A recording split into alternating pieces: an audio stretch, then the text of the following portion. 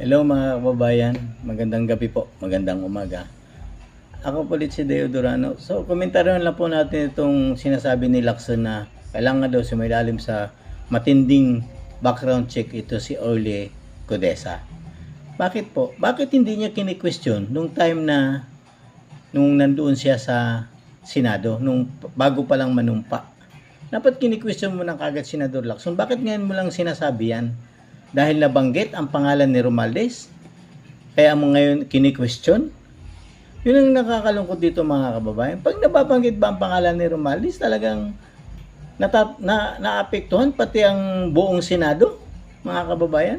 Pakinggan lang po natin yung sinasabi ni Lacson dito mga kababayan. Background investigation ang surprise witness na si Orly Regala Gutesa, ayon sa Blue Ribbon Committee Chairperson Panfilo Ping Lacson. Sa bigat ng testimonya ng nagpakilalang dating security consultant ni Ako Bicol Party List Representative Saudi Co, marapat lang na suriin din ito ng mabuti. Punto pa ng senador, iniharap ito sa pagdinig kahapon ng walang prior notice o paunang papatid sa komite.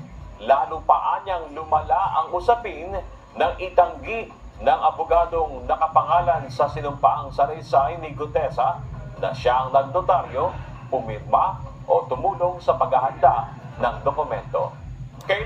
Yan nakakalungkot lang mga kababayan. Kasi once na nababanggit talaga yung pangalan ni Romualdez sa isang investigasyon, nagkakaroon po ng katulad ng notaryo. Kini-question na ngayon yung notaryo. Mga kababayan, sa notaryo po talaga, wala naman po talagang abogado doon.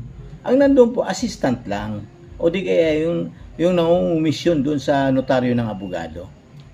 Meron pong ganun. Meron nga dyan sa lami-lamesa lang, may nakita ka bang abogado nakatayin? Pag importante po talaga yung dokumento, doon talaga sa harap mismo ng abogado yun. Lalong-lalo na pagdadalhin sa korte. Ay ito po, investigasyon pa lang naman ito, mga kababayan. Dahil ba nababanggit yung pangalan ni Romualdez, natataranta na itong si Lacson. Kailangan daw may imbestigahan ng maraming imbestigahan. Lacson naman, ang imbestigahan yung mabuti, si Romualdez hindi yung witness, mga kababayan. Di ba, Lacson?